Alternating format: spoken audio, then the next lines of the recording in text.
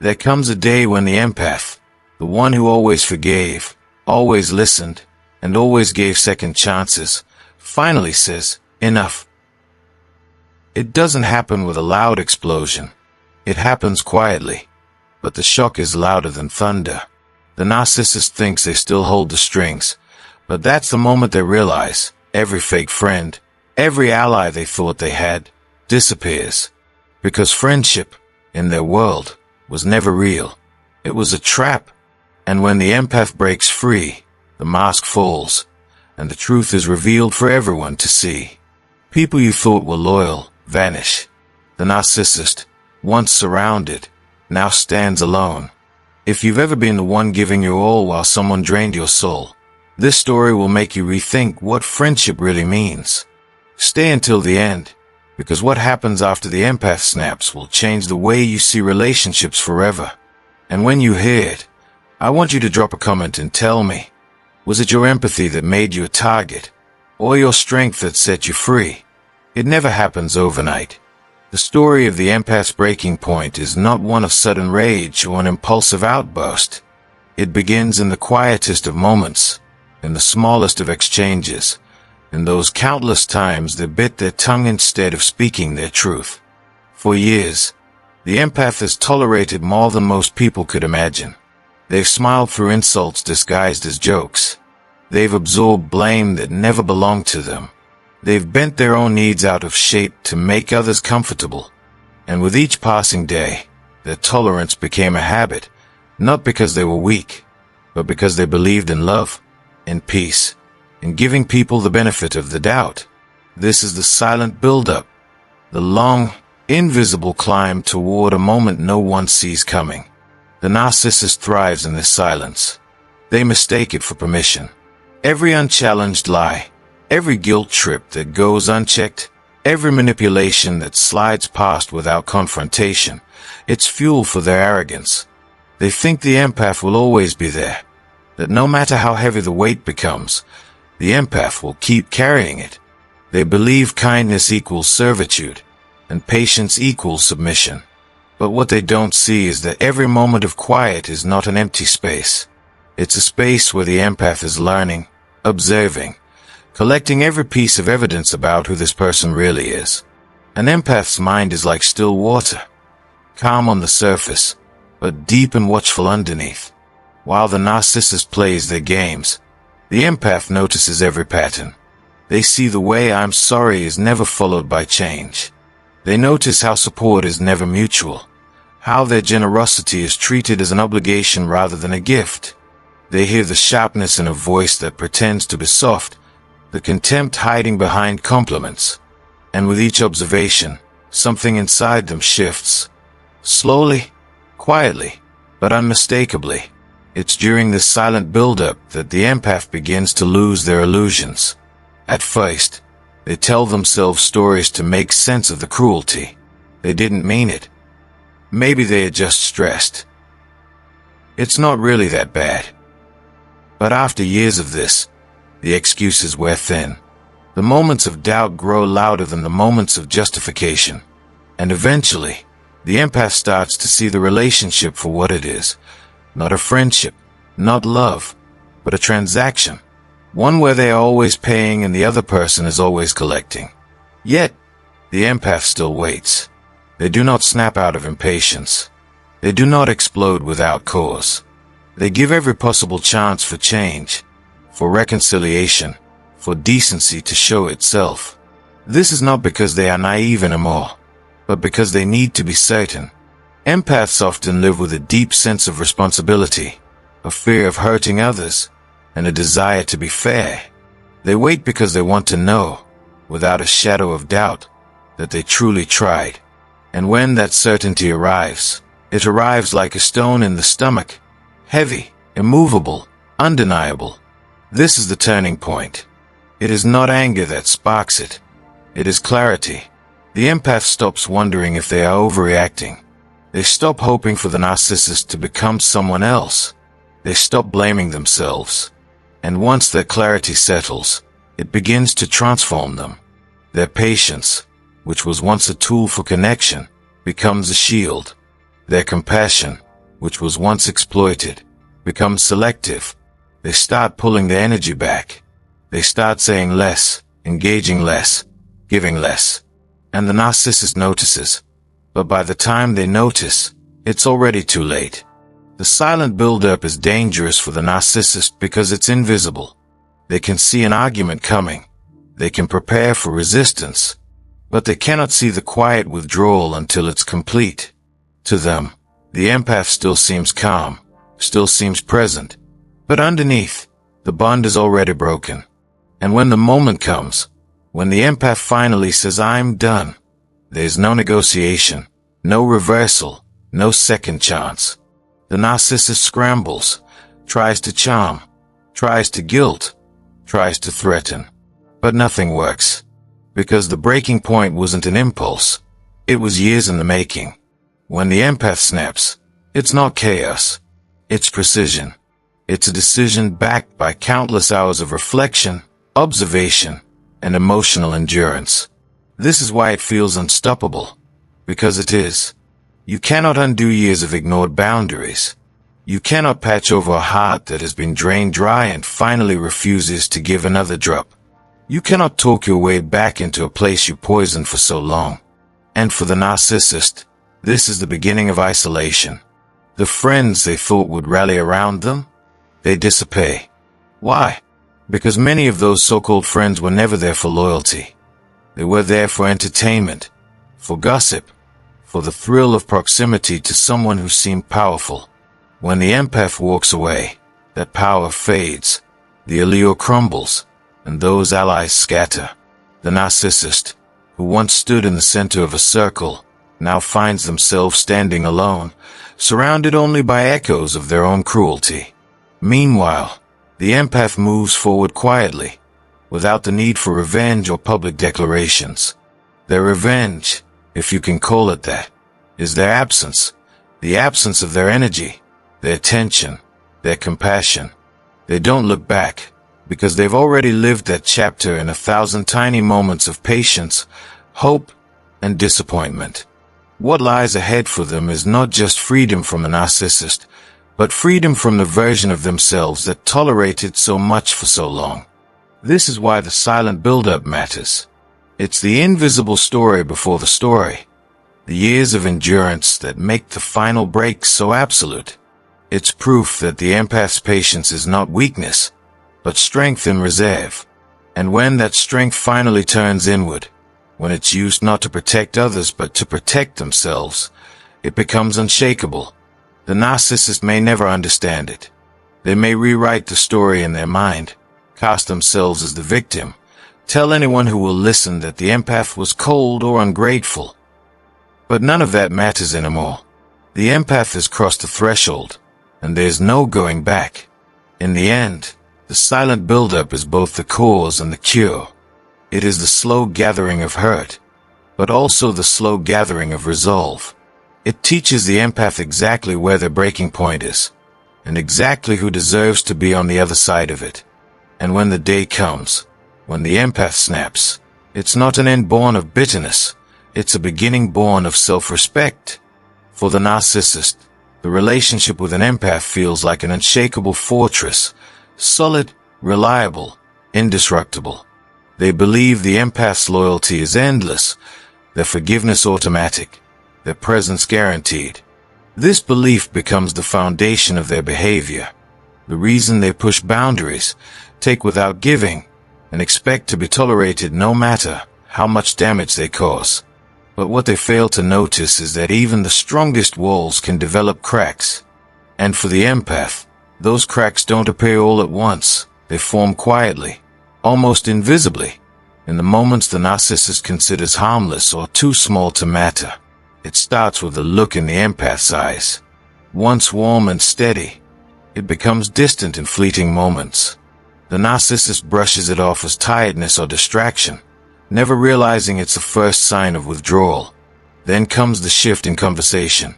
The empath listens as always, but they no longer offer the same enthusiastic responses, no longer feed the narcissist's need for validation with the same energy. It's subtle, almost imperceptible, but it's there. The The narcissist doesn't notice because they are too focused on themselves to see the light in someone else's eyes dimming. Another crack forms when the empath stops explaining themselves. Once, they would go to great lengths to justify their feelings, to keep the peace, to ensure they weren't misunderstood.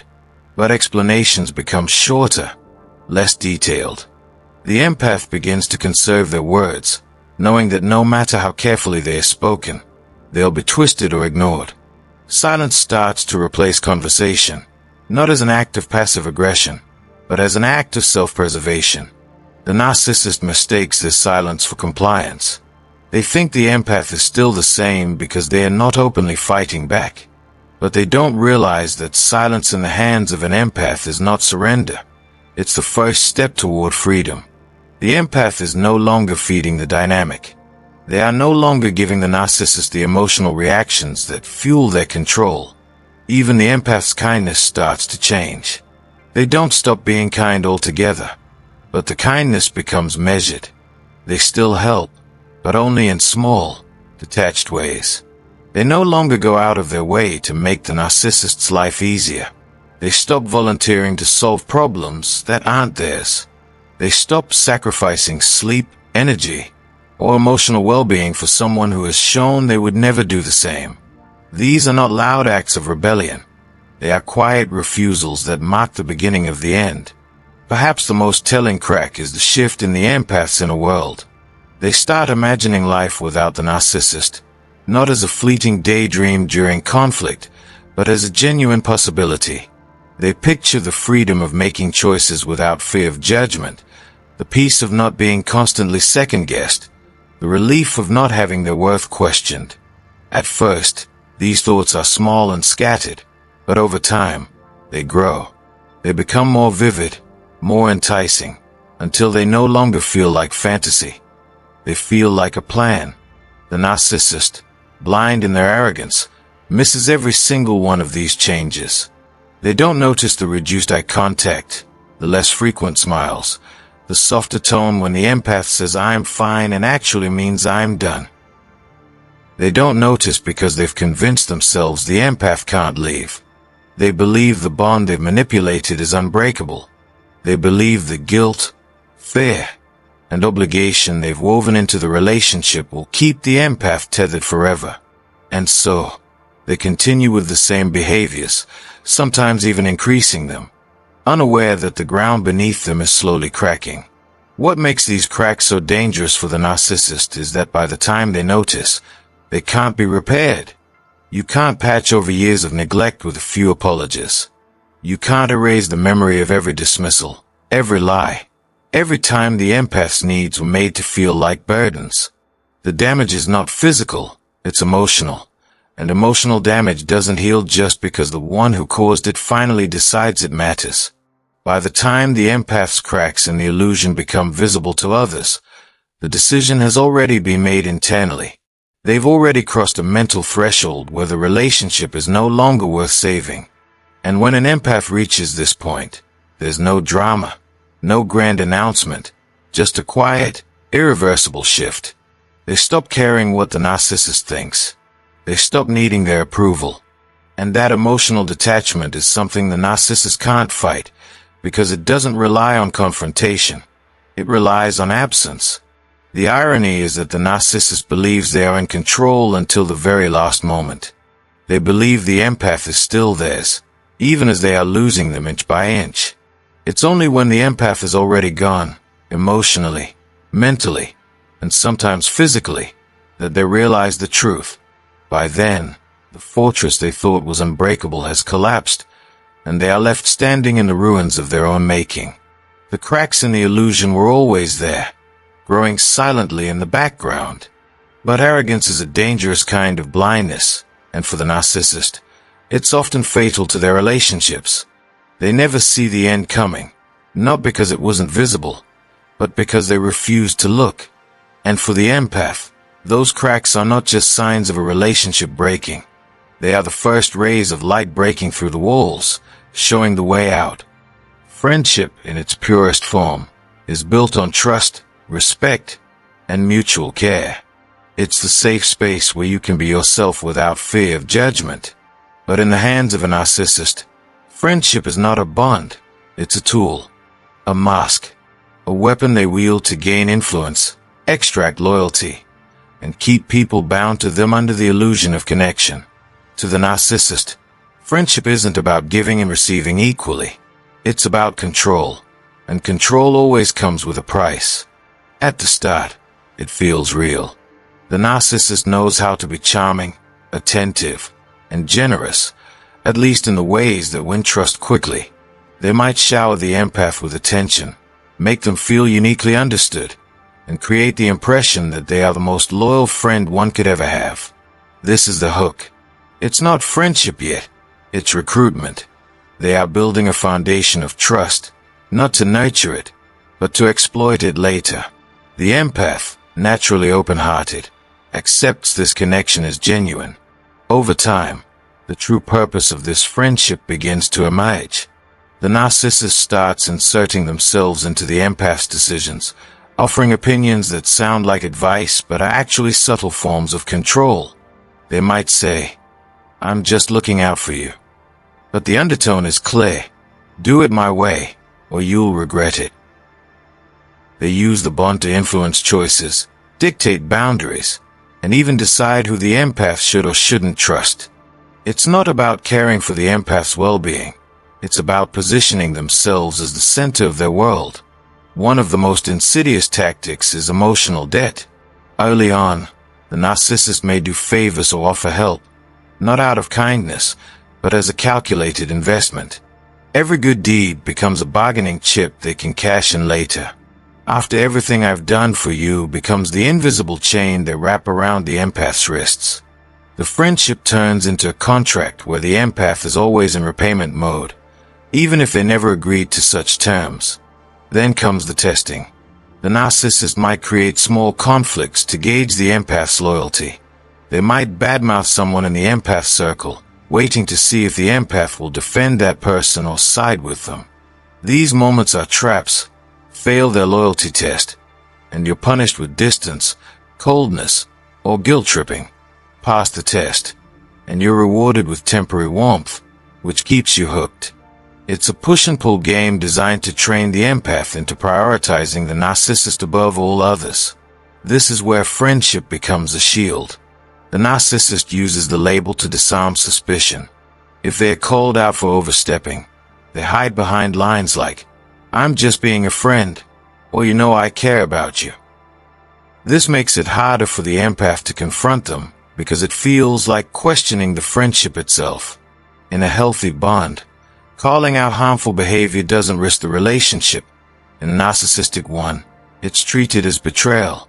And betrayal, to the narcissist, is anything that challenges their control. Even small acts of independence can trigger a reaction. Maybe the empath chooses to spend time with someone else, or makes a decision without consulting them.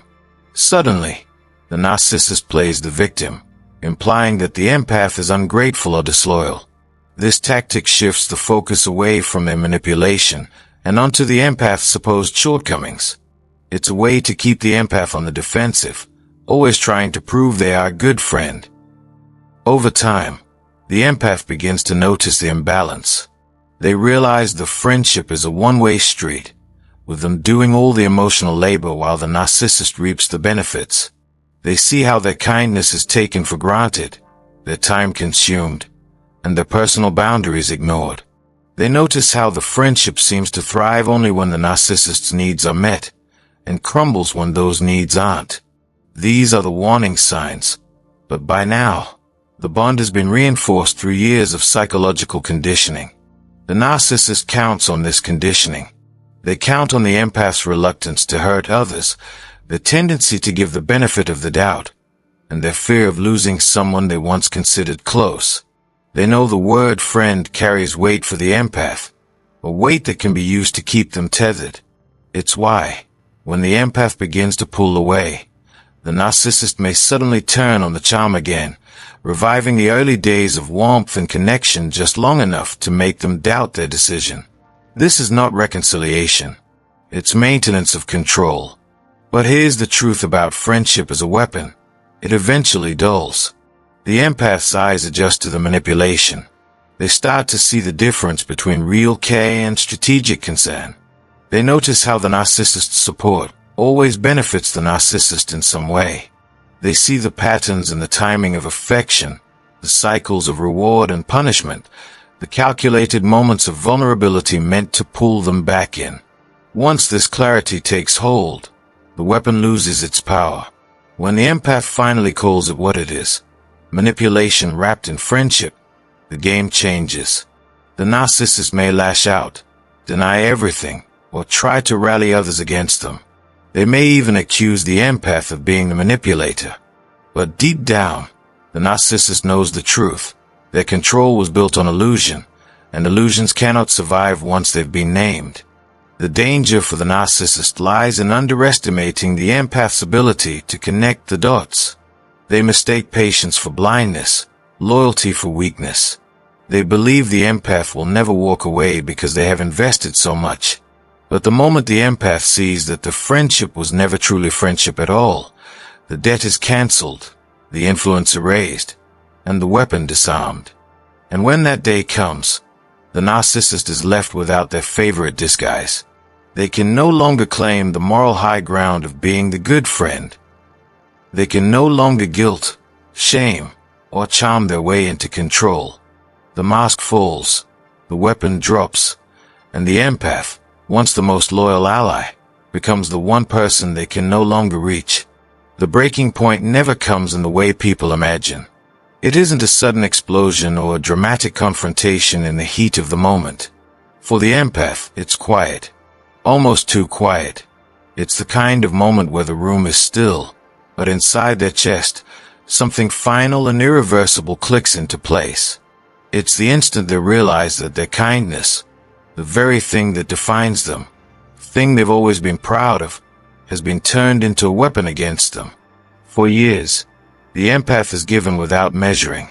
They've offered help without keeping score, extended forgiveness without hesitation, and sacrificed their own comfort for the sake of someone else's needs.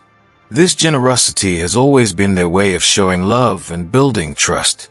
But somewhere along the line, they start to notice a pattern, one that doesn't feel right. Every time they help, the bar moves higher. Every act of kindness becomes the new baseline, the new expectation. Gratitude fades. Appreciation turns into entitlement. And slowly, the empath begins to feel less like a friend and more like a resource. It starts small. A request phrased as a favor becomes a demand. A moment of vulnerability from the narcissist is used as an excuse for why they can't show up when the empath needs them. A crisis seems to appear only when the narcissist feels the empath's attention slipping. The empath doesn't want to believe it's intentional, at first. They tell themselves it's just bad timing or misunderstanding. But the pattern doesn't go away. In fact, it sharpens. One day, the empath does something thoughtful, not because it's expected, but because it's in their nature. And instead of gratitude, they are met with a complaint. It's not enough. It's not the way the narcissist wanted it. It's twisted into a flaw, a mistake, a reason to criticize. And in that moment, a truth settles into the empath's bones. This person isn't valuing their kindness, they're exploiting it. That realization stings more than any insult or betrayal. Because for the empath, kindness is sacred. It's not a currency to be traded or a leash to be used for control. It's an offering from the heart. To see it treated as a tool for manipulation is like watching something pure be dragged through the mud. And once the empath sees it, they can't unsee it. The breaking point is not about anger. It's about clarity. It's the moment the empath's mind rewrites the story they've been telling themselves. They stop thinking, if I'm patient, they'll change, and start thinking, if I stay, they'll keep taking. They stop wondering if they're overreacting and start recognizing that they've been underreacting for far too long. The scales tip, and the weight of reality crashes down all at once. From that moment forward, something shifts in how the empath gives. The open, Unguarded flow of energy becomes measured. Offers of help become rarer. The little acts of care, the text to check in, the extra effort to make someone's day easier, begin to dissipate. Not out of spite, but out of self-protection. The empath starts saving that energy for people who respect it, for situations where it will be appreciated rather than drained. The narcissist notices the shift, but they don't immediately understand it. They might accuse the empath of being distant, cold, or selfish. They might stage emotional scenes to guilt them back into compliance. They might even play the victim, framing themselves as the one abandoned or mistreated. But these tactics, once effective, start to lose their grip because the empath has crossed a line in their mind. They are no longer willing to pay the price of staying in a relationship that feeds on their compassion. The breaking point also changes how the empath sees the past. They start replaying moments with new eyes, noticing how many times their kindness was met with manipulation rather than gratitude. They recall every time they were made to feel guilty for saying no, or every time their generosity was twisted into proof that they owed more. What once looked like friendship or love now looks like a long chain of transactions where the narcissist always came out ahead. And with each memory, their resolve grows stronger. This is the danger for the narcissist. The empath's breaking point isn't a temporary mood. It's not something that can be smoothed over with an apology or a small gesture.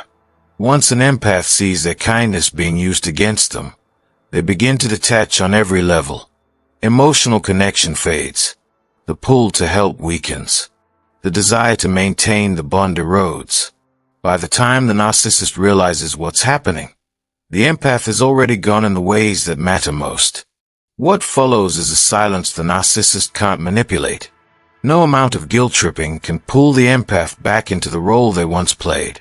The relationship, as it was, is over, not because the empath stopped caring, but because they started caring about themselves just a little bit more. The breaking point, in the end, is an act of liberation. It's not about punishing the narcissist or proving a point. It's about reclaiming ownership of the very thing the empath was born with, their capacity for kindness. It's about placing that kindness where it belongs, in places where it's met with respect, gratitude, and mutual care.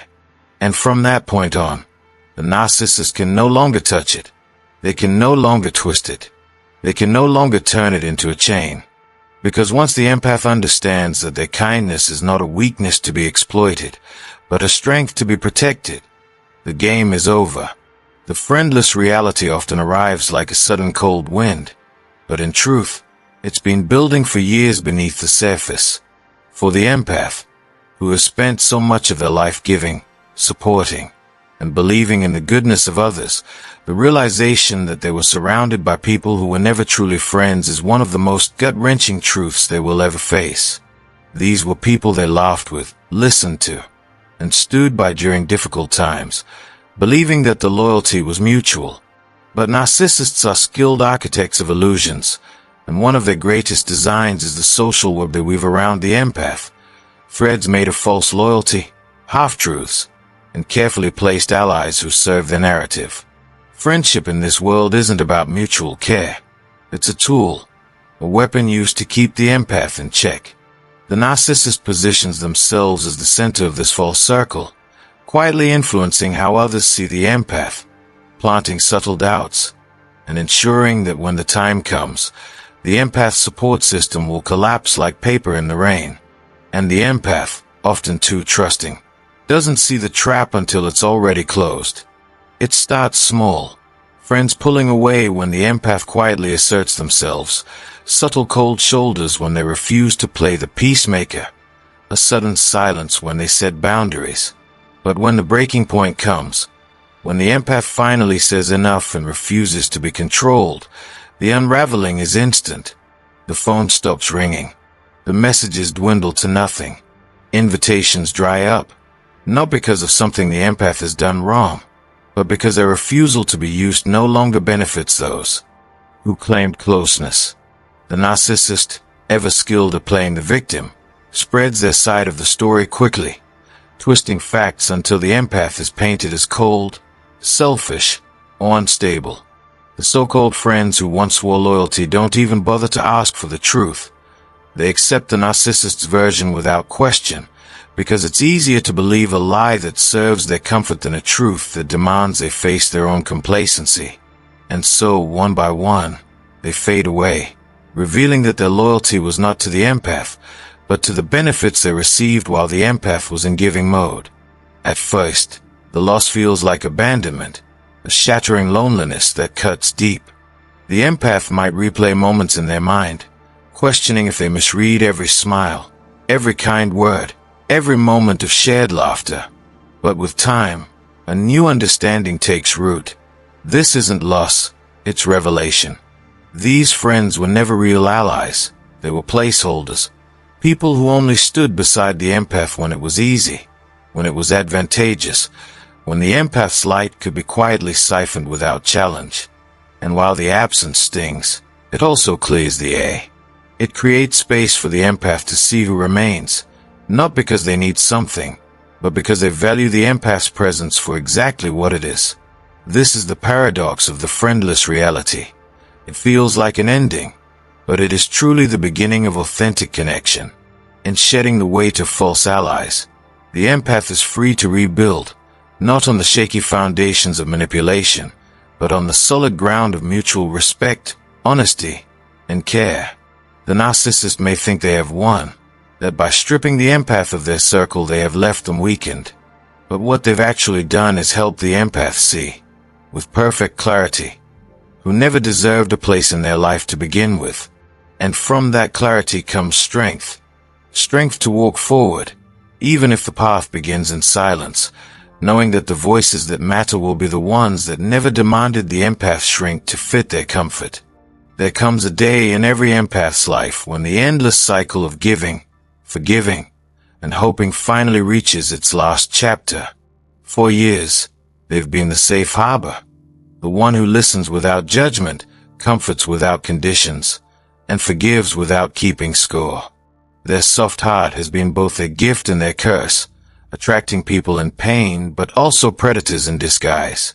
The narcissist is feasted on that gentleness, using it as a constant source of supply, spinning stories of victimhood to pull at the empath's heartstrings while taking without giving back.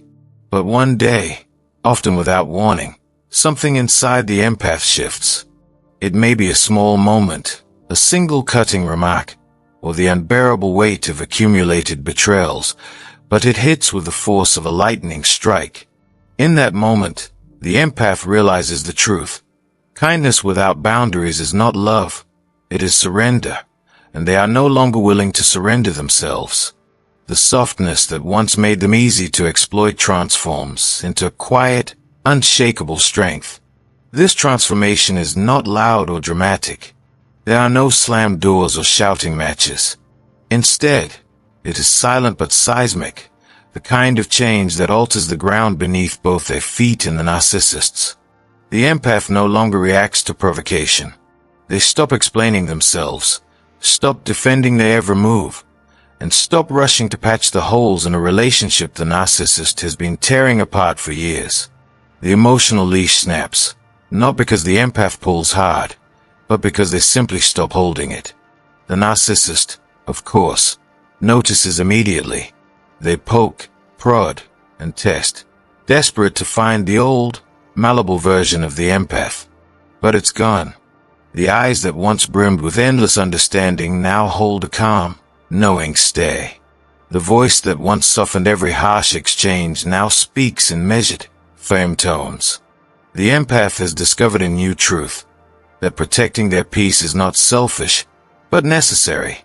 This is the birth of the steel-willed empath, a person who still feels deeply but now understands that love without limits becomes a weapon in the wrong hands. The boundaries they set are not walls to keep the world out, but gates that only open for those who can be trusted to treat their heart with care. And the narcissist. They cannot bear this change. Their favorite game has ended, their control severed, and for the first time, they are powerless. What the narcissist doesn't understand is that this transformation is permanent. Once an empath learns to pair compassion with self-respect, They never go back. Their soft heart still exists, but it is no longer unguarded. It is protected by the steel of wisdom, forged in the fires of manipulation, betrayal, and emotional survival. And for the empath, this is not the end of the story. It's the beginning of a new chapter, one where they choose themselves, where they love without losing their identity, and where no one, not even the most skilled narcissist, can ever take their power again. The narcissist's entire game thrives on control, and one of their most effective weapons is isolation. It starts small, almost invisible.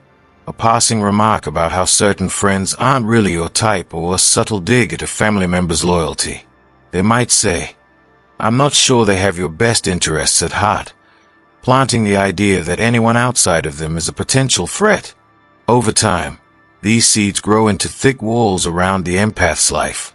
Invitations from loved ones get turned down, phone calls go unanswered, and slowly, the empath's world shrinks until the narcissist becomes the central, sometimes the only, figure in it. This isn't by accident, it's by design. The narcissist thrives when their target support system is dismantled, because without other voices in the empath's ear, their manipulations sound like truth. And for a while, it works. The empath, driven by loyalty, compassion, and the desire to keep the peace, assumes the narcissist's warnings are acts of love. But isolation has a dangerous quality. Once it exists, it can be inherited by the wrong person. When the empath finally sees the reality, when the quiet voice inside says, "This is not love, this is control," and they find the courage to walk away, the narcissist suddenly finds themselves in the same trap they built for someone else. This is the turning of the tide. At first, the narcissist doesn't notice. They assume their charm will refill their circle, that new people will be eager to orbit their world. They expect that the allies who stood by them when they targeted the empath will still be there, ready to affirm their narrative. But here's the hidden truth. Those friends were never truly friends to the narcissist. They were drawn to the light the empath carried. Once that light is gone, the narcissist becomes exposed. Without the empath's kindness to soften their image, without the empath's social warmth to make them appear more human, their manipulations become more obvious. People begin to notice the sharpness in their words, the self-centeredness in their actions, the way they drain a room instead of energizing it. The false charm starts to crumble. Where there was once a busy network, there is now an echoing emptiness. The phone stops ringing. The invitations dry up. The loyalty they thought they commanded vanishes like smoke. And here's the cruel twist of irony. The narcissist is not built to handle the same isolation they weaponized. They have no internal reservoir to draw from, no genuine self-worth to sustain them when the applause stops. For an empath, isolation can be painful, but it can also be transformative. They can use solitude to heal, reflect, and rebuild. For a narcissist, isolation is an existential threat because their sense of identity is entirely dependent on external validation. Without an audience, they wither. The very silence they once inflicted on the empath becomes deafening in their own life. The lack of control over others turns into a constant itch they can't scratch. The absence of adoration forces them to face themselves, and they hate what they see. Desperation sets in. They reach out to the very people they once discarded, but the door doesn't swing open. Too many bridges were burned. Too many truths were revealed. Some respond with polite indifference, others with cold silence. The narcissist tries to reframe the story, painting themselves as the victim of betrayal, but the performance feels hollow now. People have seen the mask slip. The well of sympathy has run dry. Even those who used to be susceptible to their charm recognize the patterns and keep their distance. This is the moment the narcissist begins to feel the weight of their own tactics.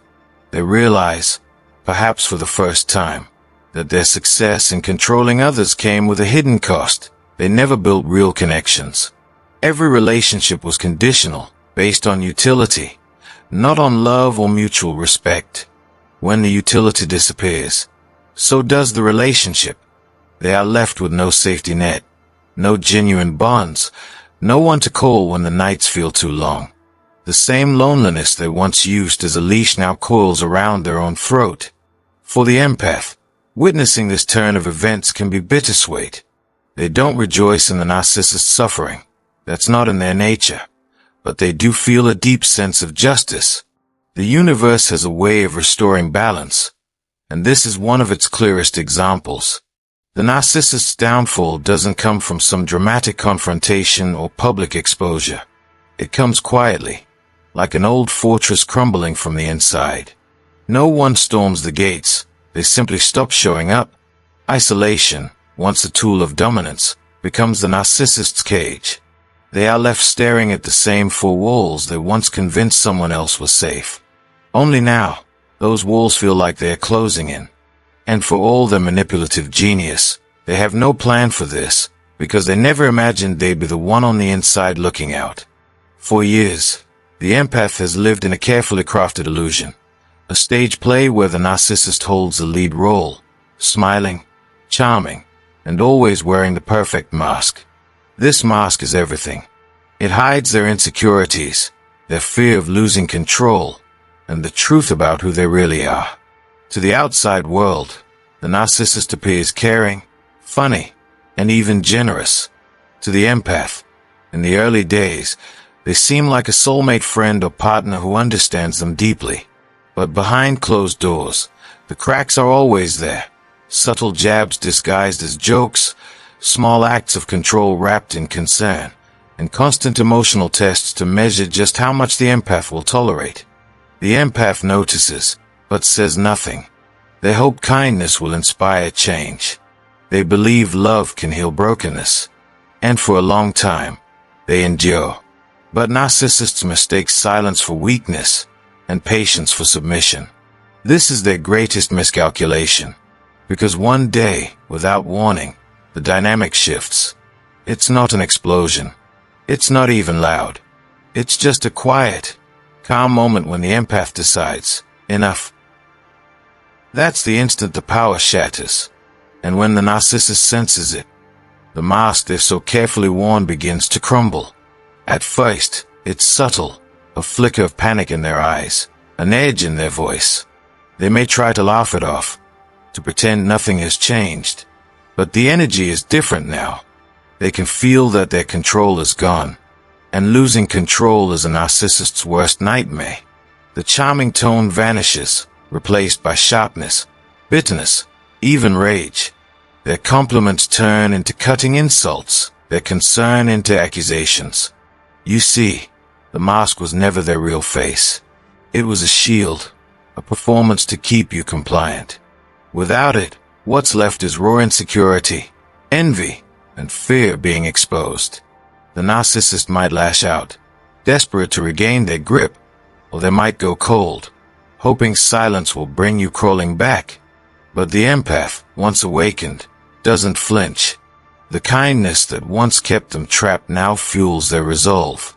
They see clearly every manipulation, every gaslight, every false apology, and it no longer works. This is the most dangerous moment for the narcissist because they are now fully visible, stripped of their disguise. Friends and bystanders may finally notice the difference, questioning the person they thought they knew. The narcissist feels the walls closing in. Their old tactics, guilt, charm, intimidation, all fail against the empath's new strength. And in that failure, the mask doesn't just slip, it falls, shattering beyond repair. The world now sees what the empath always sensed but couldn't prove. And once the mask is gone, there is no going back. The narcissist is left scrambling, desperate to find someone else to wear it for. But for the empath, this moment is liberation. They no longer waste energy trying to understand why the narcissist did what they did. They no longer hope for an apology that will never come. Instead, they walk away knowing they saw the truth and survived it. The narcissist may tell others the empath changed, became cold, or turned cruel. But the truth is simpler. The empath woke up. And once an empath wakes up, the mask can never be put back on. This is the day the illusion dies, the day the game ends, and the day the narcissist is forced to face the one thing they fear most: themselves. Friendship is a beautiful word. It paints pictures of laughter, trust, and a shoulder to lean on when the world feels too heavy. But for an empath entangled with a narcissist, that word can become something darker, something that hides sharp edges under a soft cover. The empath, wired to believe in the goodness of people, steps into what feels like warmth, unaware that it is a carefully staged illusion. The narcissist doesn't approach with hostility at first. Instead, they come bearing kindness, compliments, and shared moments designed to create a sense of loyalty. But underneath, it's not about connection, it's about control. Every story shared, every vulnerability revealed, is quietly filed away as ammunition. This is not friendship. This is bait. And the empath, because of their trusting nature, becomes an easy target. They overlook the small, telling signs, the subtle dismissals, the one-sidedness, the way the narcissist's help always has a hidden price. The trap is set the moment the empath begins to confuse manipulation for care. The longer it goes unnoticed, the deeper the roots of dependence grow, making it harder to see the cage they've walked into. And when the empath finally recognizes that this friendship was never about mutual respect but about feeding the narcissist's need for dominance, the betrayal cuts deeper than almost anything else. Because it's not just trust that's broken, it's the belief that friendship itself is safe. That's why the empath must learn to read the fine print in people's actions, not just their words, to see who stands beside them for love, and who stands there waiting to use them. It often begins quietly, almost imperceptibly. For months, sometimes years, the empath absorbs the narcissist's digs, the undermining comments masked as jokes, the manipulative guilt trips, the subtle shifts in the atmosphere that keep them second-guessing their worth. They hold it in, because they believe in harmony, in giving others the benefit of the doubt, in resolving tension with grace.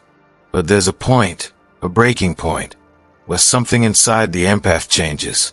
It isn't a loud explosion at first, more like a deep internal click, the sound of a door locking from the inside. The empath's patience, once infinite, collapses under the weight of accumulated betrayals, and when they finally snap, it sends shockwaves through everyone in the narcissist's orbit. This snap isn't about losing control, it's about finally reclaiming it. They stop explaining themselves. They stop cushioning the truth to protect egos. They begin naming the behavior for what it is: manipulation, gaslighting, exploitation. And they do it without flinching. And that's when the circle around them starts to shift. People who once laughed along with the narcissist's cruelty suddenly become nervous, because the light is now spilling into corners they preferred to keep dark. The narcissist scrambles, rushing to spin the story, casting themselves as the victim and the empath as unstable or overreacting. But in that scramble, something unintended happens. Hidden loyalties are revealed. Some people will rush to defend the narcissist, not because they believe them, but because their own comfort depends on maintaining the false order. There's a moment in every power dynamic when the scales tip, but when it happens between an empath and a narcissist, it's not just a shift, it's a quiet earthquake. For years, the narcissist has sat comfortably in the center of control, weaving their web with charm, intimidation, and a kind of calculated chaos that keeps everyone just unsettled enough to rely on them for direction. They've been the self-appointed ruler of the circle, the one whose voice everyone instinctively turns to, whose moods set the emotional temperature of the room. They've thrived on this control, using it to feed their ego and reinforce the illusion of superiority. And the empath, soft-spoken, patient, and deeply understanding, has been the perfect enabler, though not by choice. The empath's kindness made them dependable, their patience made them predictable, and their fear of conflict made them an easy pawn in the narcissist's game. For the narcissist, this was ideal. Someone who would absorb the blows, smile through the hurt, and even take responsibility for things that were never their fault. But here's the thing about empaths: they can endure a lot, sometimes more than they should. Yet when the breaking point comes, it's absolute. There's no going back. The power shift doesn't happen in an obvious explosion. There's no screaming match, no public confrontation to signal the turning of the tide. Instead, it begins with subtle changes, so subtle at first that the narcissist mistakes them for nothing. Life after the snap is unlike anything the empath could have imagined during the long years of silent endurance. It is the kind of peace that feels almost foreign at first, like stepping out of a dark, crowded room into a wide-open meadow bathed in sunlight. For so long, they had been surrounded by noise, not the kind that comes from sound, but the kind that comes from constant tension, manipulation, and the unspoken pressure to bend to someone else's will. Every decision had been weighed down by the fear of upsetting the wrong person. Every joy had been dimmed by a quiet voice inside that said, "Don't shine too bright. It will make them resent you." Now, that voice is gone. In its place is stillness, not the heavy stillness of being trapped, but the gentle, weightless stillness of freedom. There is no more second-guessing every word. No more reading between the lines to figure out the hidden meaning in someone's smile. The empath begins to realize that the absence of manipulation feels like silence in the soul, a silence so pure, it becomes a sanctuary. At first, the days feel strange. There is no constant drama to react to, no sudden demands to rearrange everything for someone else's convenience. The empath wakes up and notices something shocking. The mood is no longer dictated by anyone else's. They are allowed to start the day in peace and keep that peace. It feels unfamiliar, but in the best way, like learning to breathe deeply after years of shallow breaths. They no longer need to be on guard, anticipating the next emotional attack or the next fake compliment designed to pull them closer into a web. Instead, their mind is free to focus on things they had long forgotten. Hobbies, passions, small pleasures that used to bring joy before the narcissist's shadow covered everything. They start painting again, or reading, or walking in nature without feeling the constant pull of someone's demands. It's not just about having time. It's about having space in the heart that isn't cluttered with someone else's chaos.